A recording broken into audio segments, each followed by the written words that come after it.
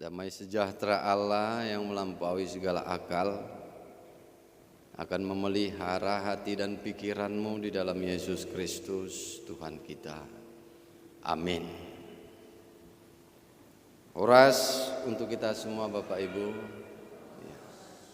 Saya berharap kita semua tetap di dalam sukacita, di dalam suatu keyakinan pada minggu pagi ini, terutama di saat kita akan mendengarkan firman Tuhan Bapak Ibu dari kitab Yesaya pasal yang kedua, ayat yang pertama sampai ayat yang kelima saya akan bacakan untuk kita semua di dalam Alkitab. Judulnya Sion sebagai pusat kerajaan damai. Firman yang dinyatakan kepada Yesaya bin Amos tentang Yehuda dan Yerusalem akan terjadi pada hari-hari yang terakhir. Gunung tempat rumah Tuhan akan berdiri tegak di hulu gunung-gunung dan menjulang tinggi di atas bukit-bukit. Segala bangsa akan berduyun-duyun ke sana, dan banyak suku bangsa akan pergi serta berkata, "Mari kita naik ke gunung Tuhan, ke rumah Allah Yakub, supaya Ia mengajar kita tentang jalan-jalannya, dan supaya kita berjalan menempuhnya.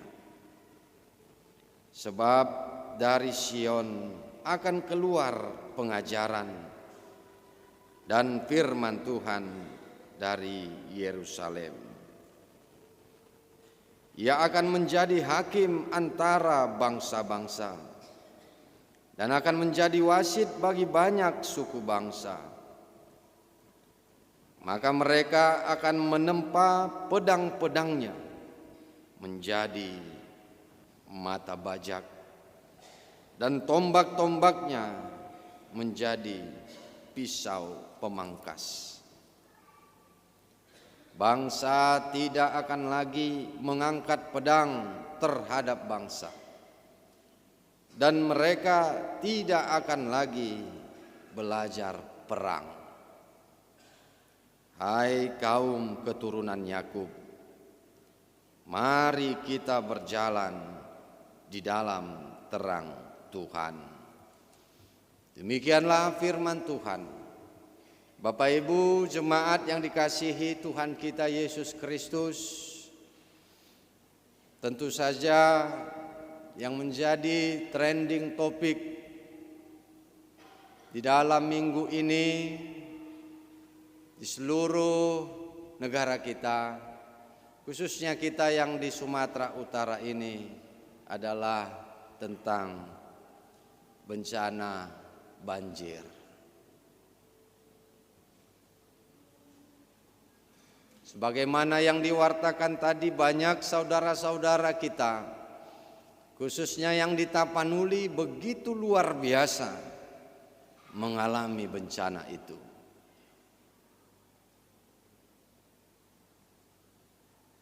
Tidak hanya mereka, kita di Medan ini juga secara umum juga mengalami bencana banjir itu. Bukan hanya kita yang di Medan ini saja, bahkan mungkin kita sendiri juga mengalaminya. Buat godang dosa kita menginang dan mengalami banjiri, terdampak akibat banjir itu, buado ngakoring kasur muna, buado ngakoring akka karosimuna menginang, sudah kering semua kasur, sudah kering kursi. Saya prihatin Dan saya mendoakan khususnya jemaat-jemaat kita di sini AKBP Helvetia yang mengalami ataupun terkena dari banjir, dampak banjir itu. Semoga tetap sebagaimana di awal saya katakan, tetap bersukacita, tetap mempunyai suatu keyakinan menjalani kehidupan ke depannya. Kita mengetahui bersama Bapak Ibu bagaimana bencana banjir itu terjadi. Apa yang menyebabkannya?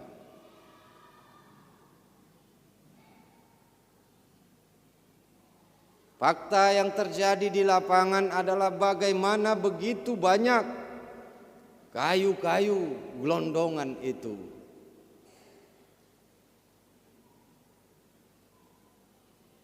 dialiri ikut bersama-sama dengan air itu. Kita tidak usah lagi menutup-nutupi. Itulah yang menjadi penyebabnya.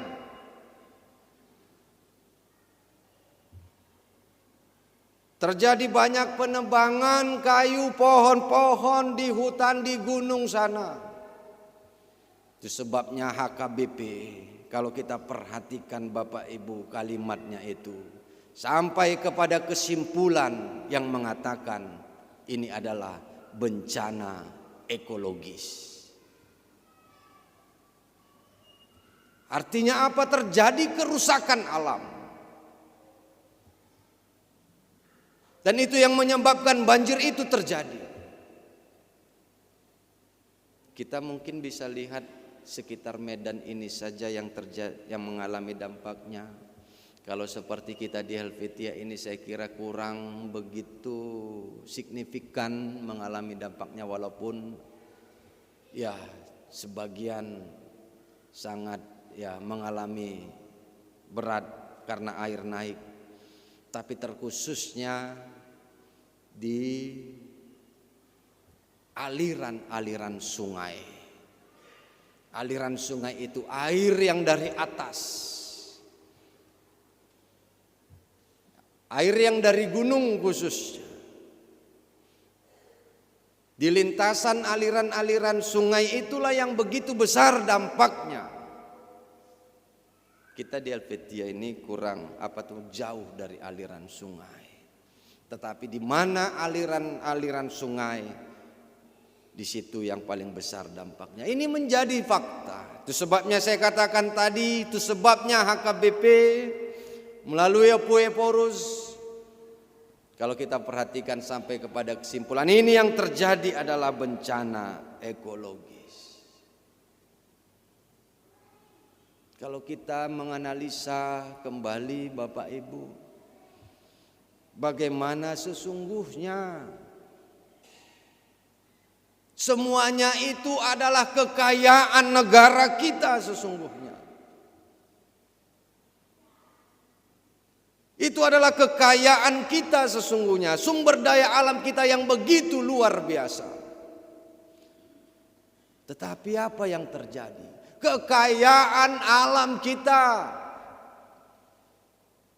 bisa tidak menjadi berkat untuk kehidupan kita. Bahkan bisa menjadi bencana untuk kita.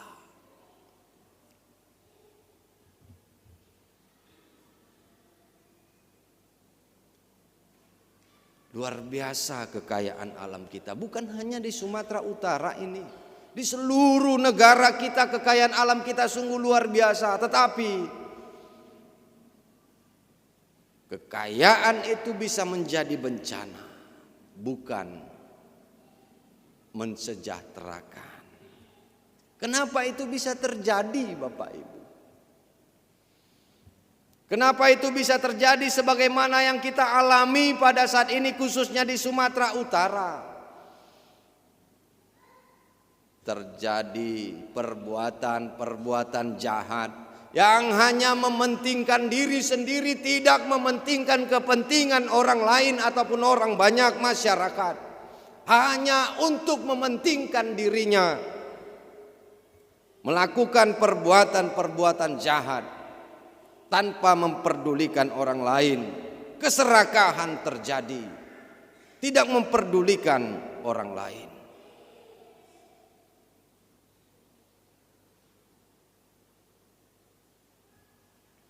Itu sebabnya Bapak Ibu,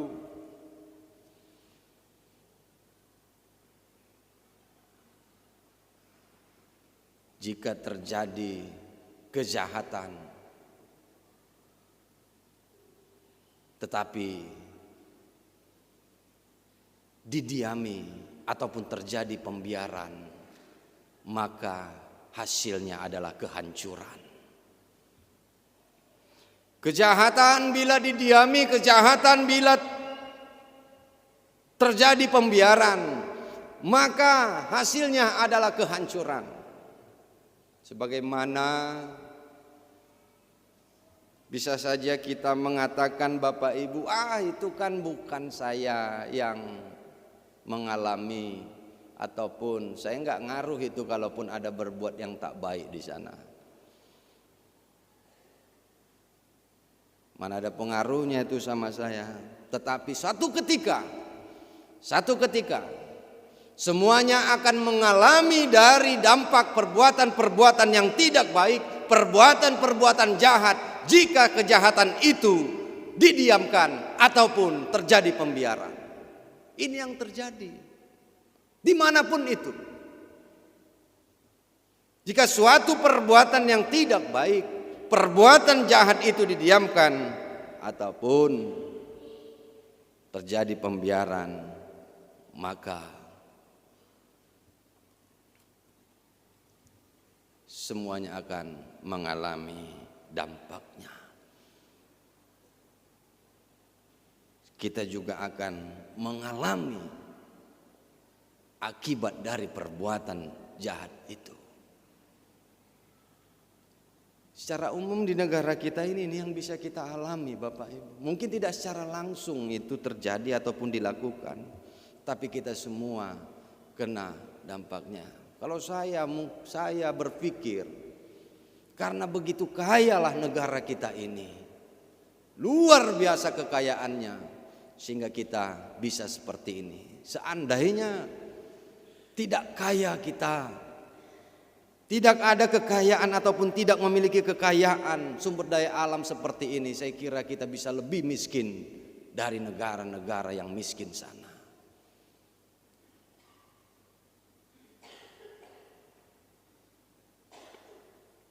Bapak Ibu jemaat yang dikasihi oleh Tuhan kita Yesus Kristus, ini juga yang mau diingatkan firman Tuhan kita pada saat ini.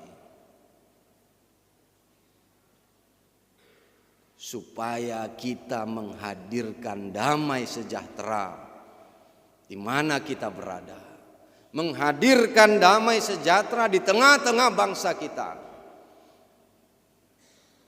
Sebagaimana itulah yang dirancangkan Allah terhadap Yehuda, terhadap Yerusalem di dalam firman Tuhan kita di sini. Allah sudah merancangkan apa yang harus terjadi untuk Yerusalem. Dia akan menjadi negara ataupun bangsa yang penuh dengan kedamaian, ataupun bangsa yang penuh dengan damai sejahtera, di mana dia akan menjadi pusat dari dunia ini, dan banyak bangsa-bangsa akan datang ke sana bersuka cita. Inilah yang menjadi rancangan Allah terhadap Yehuda, terhadap Yerusalem sebagai bangsa ataupun umat pilihan Allah. Intinya Bapak Ibu, Allah mau menghadirkan damai sejahtera di tengah-tengah bangsa, di tengah-tengah umat itu, di dalam kehidupan manusia. Bagaimana itu bisa terjadi? Umatnya harus mengikutinya. Umatnya harus mau belajar kepadanya. Sebagaimana itu yang dikatakan di dalam firman Tuhan kita di sini.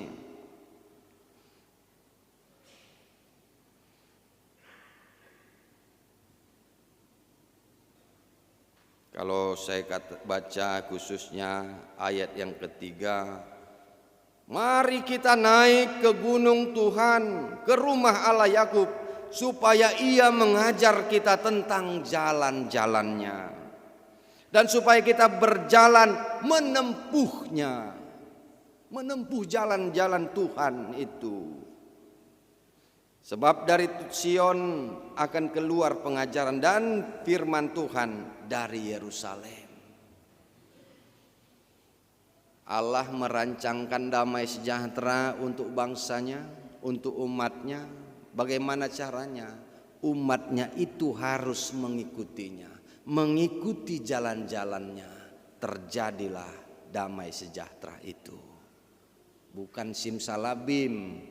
Allah merancang damai sejahtera, otomatis terjadi damai sejahtera. Tetapi umatnya juga harus mengikutinya, mengikuti jalan-jalannya, harus berbuat juga. Sebagaimana Tuhan Yesus Kristus yang mau melakukan keinginan Bapa, tunduk kepada rancangan Bapa, dia berbuat apa yang dikehendaki oleh Bapa. Dia mengajar sampai harus mati di kayu salib. Sebagaimana dia mengatakan, kalau boleh lalukanlah cawan ini daripadaku. Tetapi dia mengikuti apa yang diinginkan oleh Bapa. Harus juga mengikuti, harus juga berbuat. Allah mau menghadirkan keselamatan damai sejahtera melalui anaknya Tuhan Yesus Kristus. Tuhan Yesus juga harus mengikuti jalan yang telah ditetapkan oleh Allah. Demikian juga yang harus kita lakukan. Sesungguhnya Allah merancang damai sejahtera untuk bangsa kita, untuk kehidupan kita, untuk kehidupan umatnya. Maka kita harus hidup di dalam jalannya. Sebagaimana topik minggu kita pada saat ini Bapak Ibu, berjalan dalam terang Tuhan.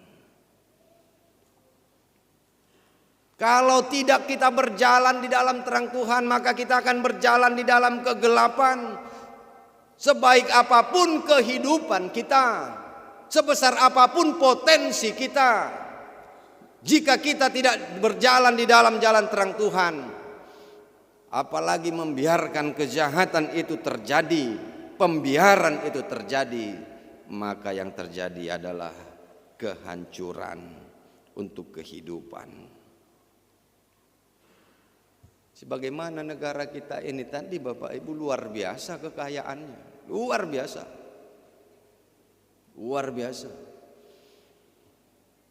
Berkat untuk kita sesungguhnya yang diberikan Tuhan, tetapi bisa menjadi kutukan.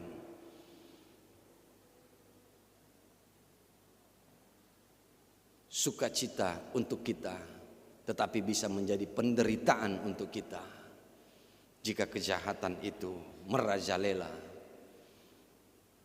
Kita diam dan hanya membiarkan itu semua terjadi. Karena itu Bapak Ibu jemaat yang dikasihi oleh Tuhan kita Yesus Kristus, karena itu melalui firman Tuhan kita di sini, sebaik apapun dirimu, sebesar apapun potensimu, tetapi jika kejahatan merasuki dirimu dan engkau membiarkan kejahatan itu merasuki dirimu, maka kehancuran dirimu akan terjadi. Bisa saja kita diciptakan Tuhan menjadi manusia yang penuh dengan talenta, penuh dengan segala potensi, penuh dengan segala kebaikan. Tetapi jika kejahatan merasuki diri kita dan kita membiarkan itu terjadi untuk diri kita, maka kehancuran akan terjadi untuk diri kita.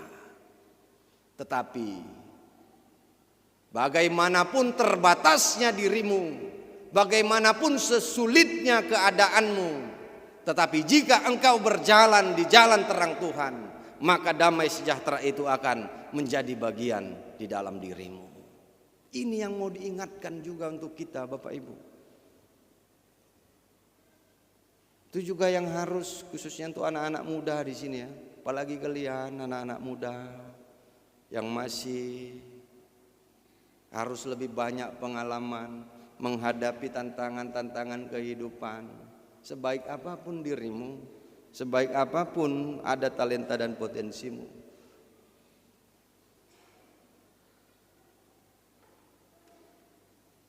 tetapi jika engkau melakukan pembiaran di dalam dirimu, godaan-godaan dunia ini, maka itu akan merusak dirimu. Tetapi bagaimanapun terbatasnya kehidupanmu, terbatasnya dirimu, kalau kau mengikuti jalan Tuhan, kau akan mengetahui apa yang menjadi keinginan Tuhan dan akan menerangi kehidupanmu, menghadirkan damai sejahtera untuk dirimu.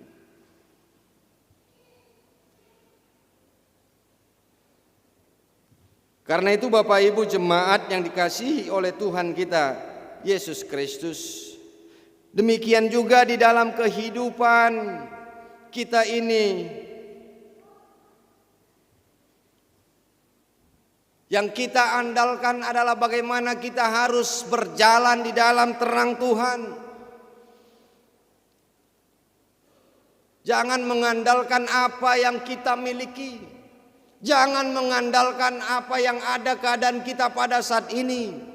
Bisa saja kita begitu bangganya dengan keadaan kita pada saat ini, begitu luar biasa pujian kita terhadap diri kita sendiri.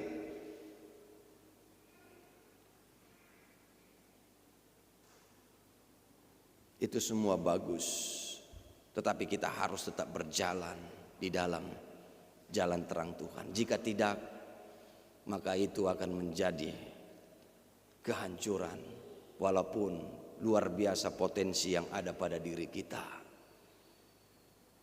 Sebagaimana yang berulang-ulang saya katakan, yang terjadi di tengah-tengah negara kita ini. Karena itu anak-anak muda ya, begitu juga setiap kita pribadi ya, perbuatan-perbuatan yang tak baik, perbuatan-perbuatan yang jahat, pengaruh apalagi dunia saat ini ya, dengan begitu luar biasanya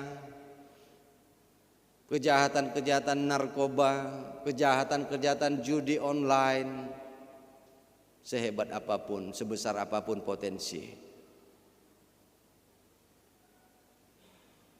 kelebihan itu akan menghancurkan. Tetapi seterbatas apapun kehidupan kita menyerahkan seluruhnya kehidupan kepada Tuhan, berjalan di dalam terang Tuhan, itu akan menghadirkan damai sejahtera untuk kita. Ini yang mau diingatkan melalui minggu Advent yang pertama ini Bapak Ibu pada kita. Advent artinya adalah ya, manomu-nomu, menyambut. Manomu-nomu menyambut siapa? Menyambut Tuhan. Menyambut Tuhan yang bagaimana? Menyambut Tuhan untuk datang yang kedua kalinya. Udah datang yang pertama, yang ngapain lagi? Nggak perlu disambut. Namanya sudah datang yang pertama. Yang mau disambut adalah kedatangan Tuhan yang kedua kali. Apa yang harus kita lakukan menyambut Dia? Mempersiapkan diri kita, karena Dia pasti datang menghakimi kita dan akan memberikan keselamatan kepada kita karena iman, kepercayaan kita kepada Dia. Mari kita mempersiapkan diri kita akan kehadiran kedatangan, menyambut kedatangannya, supaya kita ikut bersuka cita karena keselamatan kita akan datang di dalam Yesus Kristus. Kita berjalan di dalam terang Tuhan. Amin. Kita berdoa.